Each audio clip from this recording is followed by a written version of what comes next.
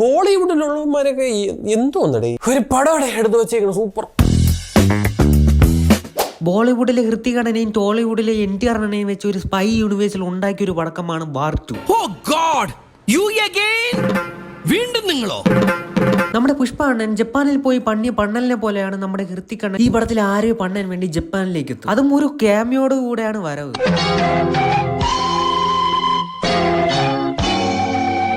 എല്ലാരും അണ്ണന്റെ മസിൽ കണ്ട് കോരിത്തരിച്ച് നിൽക്കുമ്പോഴാണ് അണ്ണൻ ഫൈറ്റ് സ്റ്റാർട്ട് ചെയ്യുന്നത്. അതും ഒരു കൈ കൊണ്ട് 19 പേരെ ഒറ്റയ്ക്ക് അടിച്ചിടും.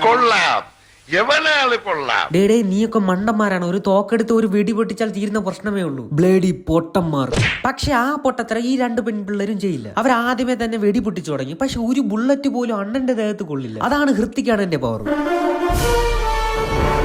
അത് കഴിയണതും ഒരു ബ്രിഡ്ജിൽ നിന്ന് പൊട്ടുന്നു, ചാടുന്നു, ഒരു സാധനം കൊണ്ട് ഹെലികോപ്റ്ററിൽ കയറിയിട്ട് ഇങ്ങനെ കറങ്ങി തോന്നടേ അത് കഴിഞ്ഞ് അണ്ണൻ ഒരു ഡീലിന് വേണ്ടി ഈ പെണ്ണുമ്പിള്ളയുടെ അടുത്തേക്ക് വരും. ആക്ച്വലി അണ്ണൻ ഫ്രീലാൻസർ ആയിട്ട് ആളുകളെ പണ്ണുന്ന ആളാണ്. ഇവൾ അണ്ണൻ ഒരു പൂട്ടിലാകും. അതൊരു പ്രത്യേകതരം പൂട്ടിൽ.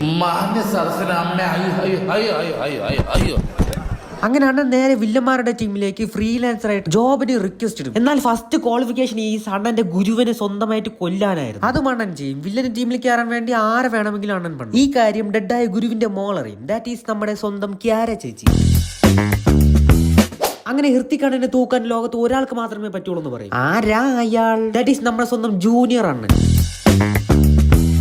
ഇന്ത്യയിലുള്ള ഒരു മിലിറ്ററി ഷിപ്പ് കുറച്ചുപേർ ചേർന്ന് തൂക്കിക്കൊണ്ട് പോകും. ആ ഷിപ്പിൽ ഇന്ത്യൻ മിലിറ്ററി വെപ്പൺസും കുറച്ച് സോൾജേഴ്സും ഉണ്ട്. അവരെ രക്ഷിക്കാൻ വേണ്ടി ജൂനിയർ അണ്ണൻ ഒറ്റയ്ക്ക് പറന്നു പോകും.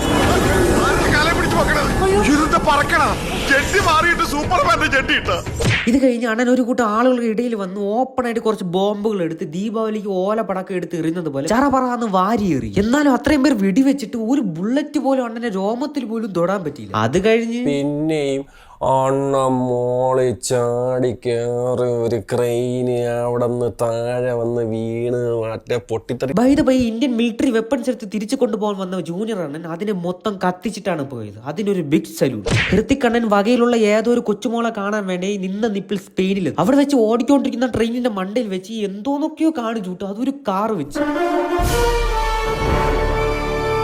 എന്നിട്ട് ട്രെയിനിന്റെ മണ്ടയിൽ നിന്നും നേരെ വെള്ളത്തിലോട്ട് ചാടും. ആഫ്റ്റർ 5 minutes അണ്ണന്റെ ഏതോ വകയുള്ള അമ്മമ്മയുടെ വീട്ടിലെത്തും.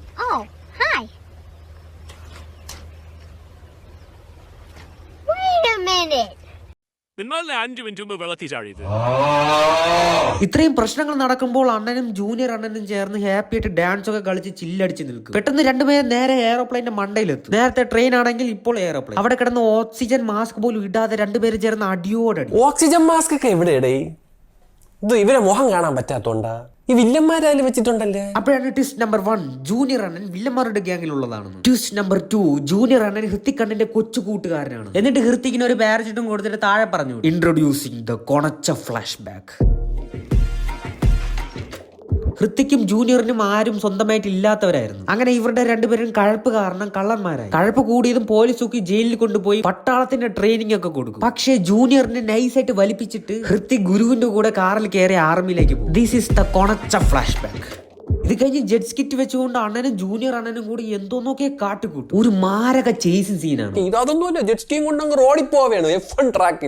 അത് കഴിഞ്ഞ് ഏതോ ഒരു ഗുഹയിൽ ഹൃത്തിക് അണ്ണനെ വിളിച്ചു വരുത്തിയിട്ട് രണ്ടുപേര് ചേർന്ന് മാറി മാറിയാണ്. അങ്ങനെ തമ്മിൽ തല്ലി കൊടുക്കും. ജൂനിയർ അണ്ണൻ മരിക്കാറായി വരുമ്പോഴേക്കും പഴയ കാര്യങ്ങൾ പറഞ്ഞ് ഹൃത്തിക് അണ്ണനെ മൂടാക്കും. ഇത് കേട്ട ഹൃത്തിക് അണ്ണന് പരിതാപം തോന്നി ജൂനിയർ അണ്ണനെ തോളിൽ തൂക്കിക്കൊണ്ടുപോകും. 2 ഓലക്കീറോ വെള്ള തുണി എടുത്തോളൂ എന്നെ മൂടാൻ. അതോടെ പടം ക്ലോസ്. ആഫ്റ്റർ 9 months രണ്ടുപേരും ചേർന്ന് കൺട്രി മാറി ഓരോരുത്തരെയും പണി വിടും. That is the ending.